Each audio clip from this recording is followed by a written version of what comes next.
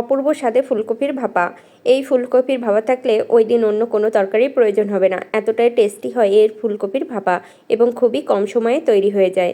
নমস্কার বন্ধুরা, আশা করি সবাই খুব ভালো আছেন। টুপ্পাস কিচেন অ্যান্ড মিনি ব্লগসে আপনাদের সকলকে জানাই স্বাগত। বন্ধুরা, যারা যারা এই ভিডিওটি দেখছেন অবশ্যই এই ফুলকপির ভাপাটা একবার ট্রাই করবেন, দেখবেন খেতে খুব ভালো লাগবে। ফুলকপির ভাপা তৈরির জন্য আমি এখানে একটা ফুলকপি নিয়ে নিয়েছি। ফুলকপিটা কেটে পরিষ্কার করে ধুয়ে নেব। দেখুন বন্ধুরা, আমি এখানে ফুলকপির ভাপা তৈরি করার জন্য ফুলকপিটা টুকরো করে কেটে নিয়েছি এবং পরিষ্কার করে ধুয়ে নিয়েছি। অবশ্যই একটু ছোট করে কেটে নেবেন, তাহলে খুব ভালো হবে। ফুলকপি ভাপানোর জন্য এখানে আমি জল বসিয়ে দিয়েছি, জলটা গরম হয়ে গিয়েছে। এখন আমি ফুলকপিগুলো দিয়ে দিচ্ছি। এখানে ফুলকপির ভাপা তৈরি করার জন্য ফুলকপিটা যদি একটু হালকা ভাপিয়ে নেন তাহলে খুব ভালো হবে। এতে যদি কোনো রকম পোকা থাকে কিংবা কোনো ময়লা থাকে তাহলে বের হয়ে যাবে। এই ফুলকপি ভাপিয়ে নেওয়ার ফলে ফুলকপির টেস্টটাও কিন্তু অনেকটা ভালো আসে।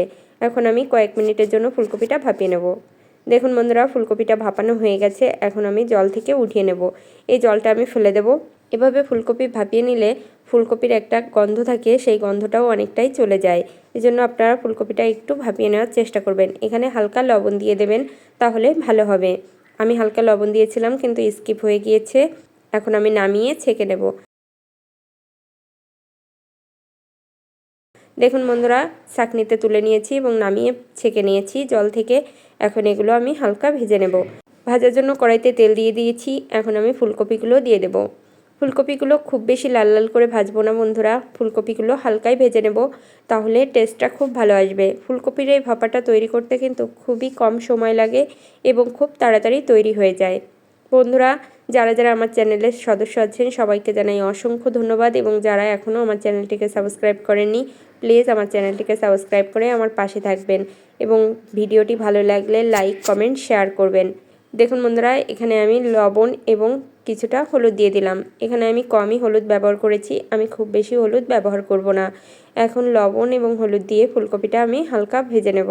ফুলকপিটা এমনভাবে ভাজি করব যেন ফুলকপির গায়ে কোনো কালার না আসে, কিন্তু ফুলকপির গন্ধটা চলে যায়। বন্ধুরা, অবশ্যই ফুলকপির এই ভাপাটা একটু কম আঁচে ভাজবেন, তা নাহলে কিন্তু কালার আসবে। কালার এসে গেলে কিন্তু সেই স্বাদটা আপনারা পাবেন না, যে স্বাদটা কম আঁচে ভেজে নিলে পাবেন। এজন্য অবশ্যই চুলার আঁচ কম রেখে ফুলকপিটা হালকা ভেজে নেবেন। দেখুন বন্ধুরা, ভেজে নিয়েছি। এখন আমি নামিয়ে নেব। ফুলকপির ভাপা তৈরির জন্য আমি এখানে 2 রকম সরিষা নিয়ে নিয়েছি। সরিষাটা আমি ধুয়ে নিয়েছি। এখন দিয়ে দিলাম কাঁচা লঙ্কা। আমি এখানে 2টা কাঁচা লঙ্কা ব্যবহার করছি। আপনারা একটু ঝাল পছন্দ করলে বেশি পরিমাণ ঝালও দিতে পারেন। দিয়ে দিলাম অল্প পরিমাণ লবণ। এখন লবণ, কাঁচা লঙ্কা এবং সরিষা আমি খুব ভালোভাবে বেটে নেব। লবণ দেওয়ার ফলে সরিষার যে তেতো ভাব, এই তেতো ভাবটা থাকবে না। বন্ধুরা, অবশ্যই লবণ দিয়ে এই সরিষাটা বেটে নেবেন, তাহলে খুব ভালো হবে, কোনো রকম তেতো ভাব আসবে না। আমি এখানে একটু কম পরিমাণ সরিষা ব্যবহার করেছি, আপনারা আর একটু বেশি পরিমাণ সরিষা ব্যবহার করবেন, তাহলে এই ভাপার গ্রেভিটা আরও ঘন হবে।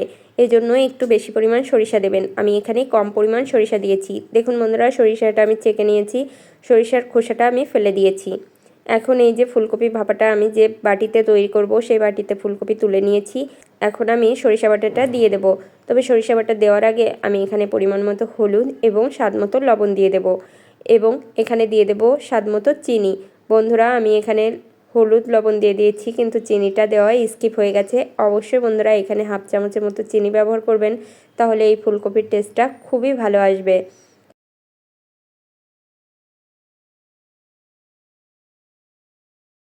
চিনি, লবণ এবং হলুদ দিয়ে আমি একটু ভালোভাবে মিশিয়ে নেব। মিশিয়ে নিলে সব জায়গায় সমান পরিমাণ এই চিনি, লবণ এবং হলুদের পরিমাণটা যাবে। এজন্য আমি একটু মিশিয়ে নিয়েছি, কারণ এই বাটিতে জায়গা কম। এজন্য আগে থেকে মিশিয়ে নিলে মিশ্রণটা খুব ভালোভাবে চারিপাশে ছড়িয়ে যাবে। বন্ধুরা, আমি এখনও মিশ্রণটা দিয়ে দিয়েছি। এখন আমি এখানে দিয়ে দেব 2টা কাঁচামরিচ এবং দিয়ে দেব পরিমাণ মতো সরিষার তেল। বন্ধুরা, এখানে একটু বেশি পরিমাণ সরিষার তেল ব্যবহার করবেন, তাহলে ফ্লেভারটাও খুব ভালো আসবে, খেতেও খুব টেস্টি হবে। আমি এখানে পরিমাণ মতো সরিষার তেল দিয়ে দিয়েছি। এখন সব কিছু একটু ভালোভাবে চামচ দিয়ে মিশিয়ে দেব। বন্ধুরা, কে কে এই ফুলকপির ভাপা খেয়েছেন অবশ্যই কমেন্ট করে জানাবেন, এবং আমার রেসিপিটি কেমন হয়েছে অবশ্যই কমেন্ট করে জানাবেন।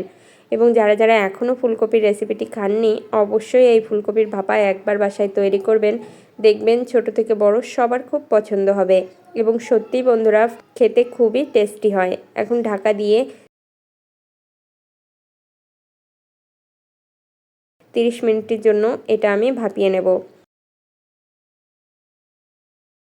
ভাপানোর জন্য কড়াইতে জল দিয়ে দিয়েছি এবং বাটিটা বসিয়ে দিয়েছি। এখন ঢাকা দিয়ে 30 মিনিট অপেক্ষা করব।